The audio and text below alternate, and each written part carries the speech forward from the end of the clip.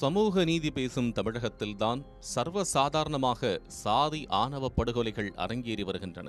இதனால் சாதி ஆணவ படுகொலைகளுக்கு எதிராக தனிச்சட்டம் இயற்ற வேண்டும் என்ற கோரிக்கைகள் வலுத்துள்ளன.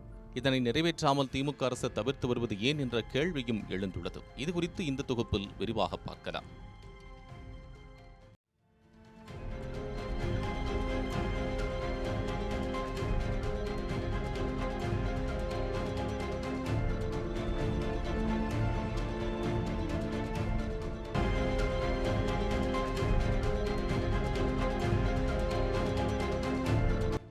சாதி ஆணவ படுகொலைகள் வழக்குகளில் குற்றவாளிகள் மீது கைது நடவடிக்கை, நீதிமன்ற விசாரணை நடந்தாலும் இறுதி தீர்ப்பும் நீதியும் பெற பாதிக்கப்பட்ட தரப்பு பல ஆண்டுகள் காத்திருக்க வேண்டியிருக்கிறது.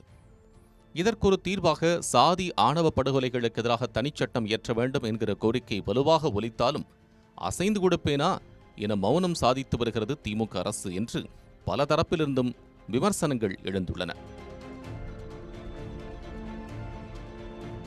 கண்ணகி முருகேசன் ஆணவ படுகொலை விவகாரம் தொடர்பாக சமீபத்தில் உச்சநீதிமன்றம் கொடுத்திருக்கும் தீர்ப்பு ஒன்று இந்த கோரிக்கையை மேலும் வலுப்படுத்தியிருக்கிறது.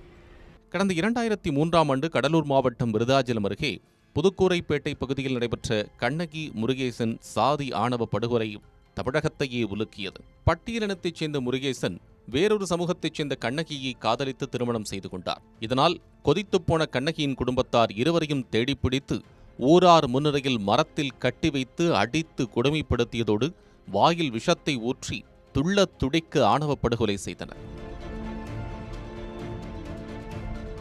இந்த விவகாரத்தில் கடந்த 2021ஆம் ஆண்டு கண்ணகியின் அண்ணன் மருதுபாண்டியன், தந்தை உள்ளிட்ட 13 பேருக்கு கடலூர் சிறப்பு நீதிமன்றமும் சென்னை உயர்நீதிமன்றமும் ஆயுள் தண்டனை விதித்தது.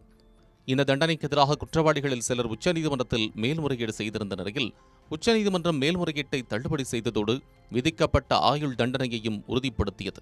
அதாவது 18 ஆண்டுகளுக்கு பிறகு தீர்ப்பு கிடைத்து 22 ஆண்டுகளுக்கு பிறகு அத்தீர்ப்பு உறுதி செய்யப்பட்டிருக்கிறது. காதல் திருமணம் செய்து வைத்ததற்காக திருநெல்வேலியில் சிபிஎம் கட்சி அலுவலகம் அடித்து நொறுக்கி சூறையாடப்பட்டது.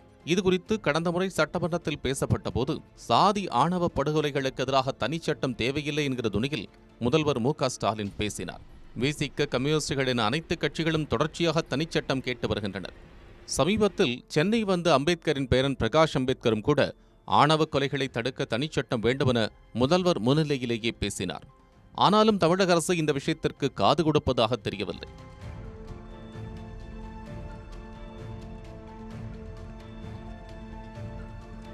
இதுகுறித்து தீண்டாமை ஒழிப்பு முன்னணி பொதுச் செயலாளர் கே.எஸ். சாமுவேல்ராஜ் பேசுகையில், ஆணவ படுகொலைகளில் தந்தை, சகோதரன் என குடும்பத்தினரே குற்றவாளிகளாக இருப்பதால் பாதிக்கப்பட்டவர்களுக்கு உரிய நீதி கிடைப்பதில்லை. மேலும் இத்தகைய வழக்குகள் முடிய நீண்ட காலம் ஆவதால் குற்றவாளிகள் தப்பிக்கும் நிலையும் உண்டாகிறது. இதுவே ஆணவ படுகொலைக்கு என தனி சட்டம் இருந்தால் ஒரு குறிப்பிட்ட கால வரையறைக்குள் வழக்கு முடிந்து நீதி கிடைக்கும் என்று கூறினார். ஆணவ கொலைகளுக்கு அடிப்படையே சாதிதான் என்பதால் பாதிக்கப்பட்டவர் தலித் அல்லாதவராக இருந்தாலும் அவருக்கான நிவாரணத்தை உறுதிப்படுத்த வேண்டும்.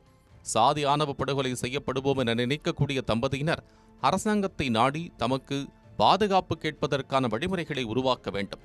அவர்களை காப்பகங்களில் தங்க வைத்து அவர்களுடைய உயிருக்கான உத்தரவாதத்தை கொடுக்க வேண்டும். இதெல்லாம் தனிச்சட்டம் கொண்டு வந்தால் மட்டுமே நடக்கும். சாதி மறுப்பு திருமணங்களுக்கு ஆதரவாக சட்டம் இயற்றினால் சாதி இந்துக்களின் எதிர்ப்பை சம்பாதிக்க நேரிடும் என்பதால் இச்சட்டத்தை இயற்ற அரசு தயங்குகிறது என்றும் அவர் கூறினார்.